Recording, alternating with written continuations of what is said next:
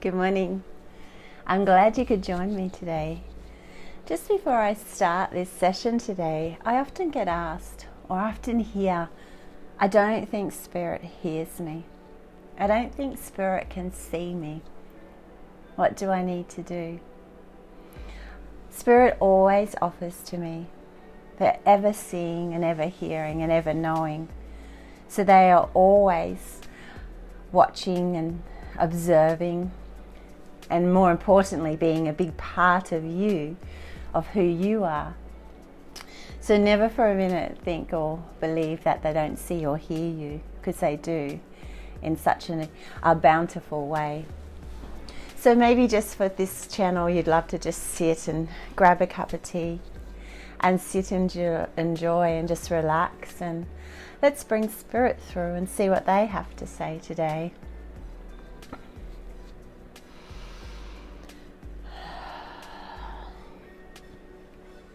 We are this very essence of which it is that you are.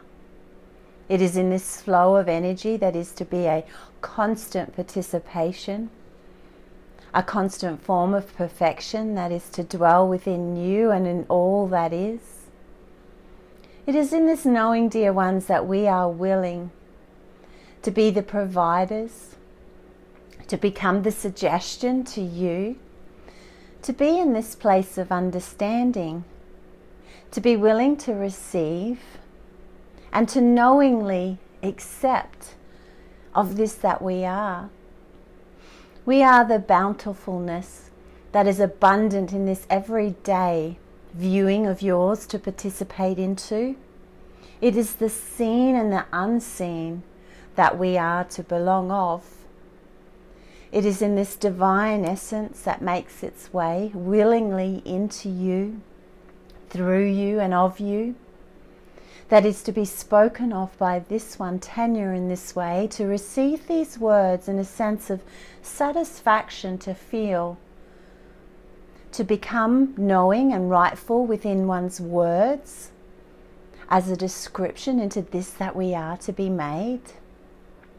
For it is often, dear ones, that we are to be witnessing or observing of the many that speak this language and voice these words, to become apparent in a rejection of self, in a sense of this that one is unwilling or unable to grab hold of us to speak. For it is in this, dear ones, we offer, there is nothing to grab. We are everywhere. We are abundant in all that is and all that appears to not be. To view of the world in eyes of yours, to be connected into a space of intimate interaction with Spirit, shall we speak? One is to view of a different world, to view of different scenarios, to view of different pleasantries, into a sensing of which it is that one may have chosen to perceive their reality of. It is now in this given moment of pure space and time that one is to connect into or interact into the human being of which it is that you are, this form that holds of this embodiment of self to be.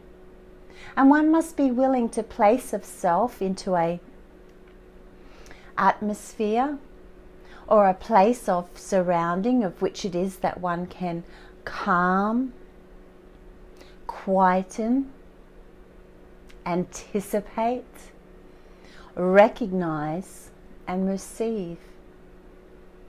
For it is when one can do this and feel a trust that is to build and develop from within, in a recognition or a recognizing of all that is to flow, of all that is to open and feel an attachment or an awareness to. And it is of this flow, of this interaction, that one is to feel self grow. For it is of this, dear ones, that we have heard uttered and offered in many cases similar to yours. that not all experiences in this quiet time of contemplation feel pleasant and lovey-dovey, so to speak. For it is never of this way, dear ones. It is much interaction that must be allowed by you in a physical presentation, to be an awareness into, to allow what flows and rises to the surface, to feel as the top is to pop off so that you may experience the joy or the feelings or the offerings that are to flow forth out of this one. It is a willingness to see, but not assess or judge of what is to rise. For it is often, dear ones, we are to say, the beauty and the wisdom, the truth and the divinity or the divine knowing of which it is that you are, is hidden underneath all the fizz and the fluff that is to come up first. It is in this place of true acknowledgement to hear one's voice speak, maybe if just a quiet tone, to express of how it is that one is to be, how one is to feel, and at times think or place judgment upon oneself and one's seeing. Be willing, dear ones, we say, to sit here with us. To sit here with us and just enjoy the view, the mind's eye view, the closing of your physical eyes, to shut away the external fixations that we become so constantly aware of you to be placing oneself to enjoy the view behind the mind's eye, the velvety dark that is to wash over you, that is to offer and provide you a sense of space, often not to find oneself attuned to in the beginning of this process. We speak of beauty and love so strongly expressed through this one, to be spoken of in this way, to feel of it as it is layered with love. It is constructed and molded out of love. For it is in this beauty that we are to ask of you, in one's willing and wanting to beckon it unto itself, to call of it to you, to remind oneself in this space of anticipation that this love is you. It has never left your side, dear ones, and as in this we offer, neither have we. We see of all of you to shine so brilliantly in this capacity of which it is that you are presuming of self to be. Give oneself a moment here to express this light, and maybe just to hold your hand up a little taller than one would like, to reach for this contribution, to reach for this connection that flows, never ending, never to be blocked or held back from you in any way. So it is in these words that you are to speak, dear ones, that we are to offer here to this channel to say, I am ready. I ask of you. I receive easily. It isn't a willing wanting. Bit of a contradiction there of words, is it not? To want, but yet to be willing, to be in a place to ask, to put oneself into a subjective thought as to how do I do this? Sit in this place of ease, dear ones. Be persistent within this gnawing or this craving or desiring that is becoming yours to notice. Quieten the voice and allow the ears to hear. Allow the intuitive voice to speak. For it is this voice that is so deeply ingrained within ours, to be almost invisible to the eye, but it is a voice that speaks of wise, wise wisdom, of inner truths gone untold, of majestic stories, of wisdom that is lovingly yours, an embrace from within, we call of it to be, to feel of this love, to become an inner guide or an inner knowing of which it is that you are the holder of. And it is in this beautiful belief within oneself that this relationship will grow. We speak of it as to often be felt as a one-sided relationship, right? For we have never not been, we have never not given, we have never not seen or heard. It is the resistance that is felt and placed to us by you in this human construction of self-doubt and unworth or inability to speak and hear. That is to counteract or to force undue pressure in regards to the building of this interconnection. We are so deeply part of you, dear ones. To feel of us, to know that you are so deeply a part of us. There is no defining, shall we say, when we join together. It is in this embellishment of both, of this embellishment of all that is, that becomes you in this divine, greater understanding of which it is that you are to participate into. Speak with us in this voice. Allow of us to hear you speak, to follow the channel through your heart, and allow for it to make its way clearly up and out, to be these concise, precise words that you wish to speak. These words do not need to matter to most.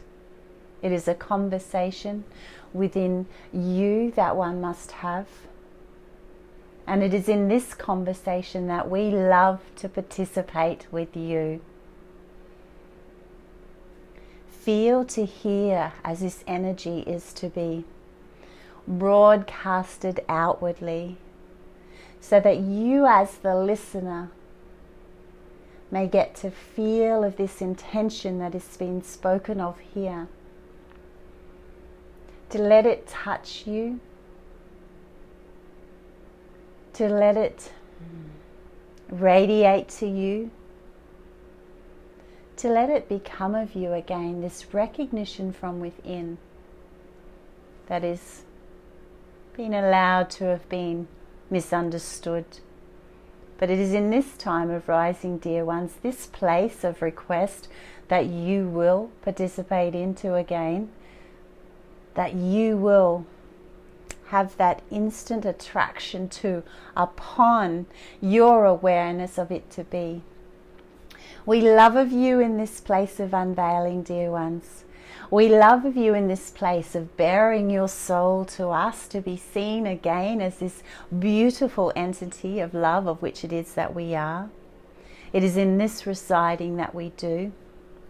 It is in this one's ability to speak these words of love that are to flow in an unrestricted way, or version of words that are to be put forth so that ones may understand of all it is that we are. We are loving beings of God and grace, the etherical beings of love and light. We express ourselves in this way, to be spoken of in these words, to be your understanding of which it is that you are in every part of us to be. We love of you, dear ones. Allow this entitlement to be yours to express.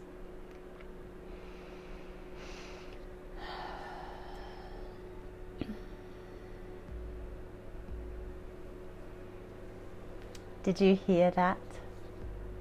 How could you not? Their words are so clearly offered with the deepest of intentions attached. It is always love. And I know that at times we feel very hard to be a willing observer of love to be present in our day-to-day lives, or even our world as it exists in this place of which it is that we are to see it to be. But know of this, dear ones, if we are not caught up in the commotion of everybody else, in the external realms of this life of which it is that we are so set on living into, if we can give ourselves just 5 minutes of time a day that will creep up to become your place of deep satisfaction, or to be such a deep sense of satisfying that is to rise from within you, you become this place of calm and unity, this place of recognition of love. It is in here, dear ones, in you, this beautiful you, that Spirit wants us to start to hear again. Because it is in this unfolding, this unraveling, this revealing from within you that allows you to participate into the spreading of this word and the reminding to only yourself how beautiful you are. And thus in turn, when we do this, what we can accomplish and achieve. Enjoy your love. It's yours.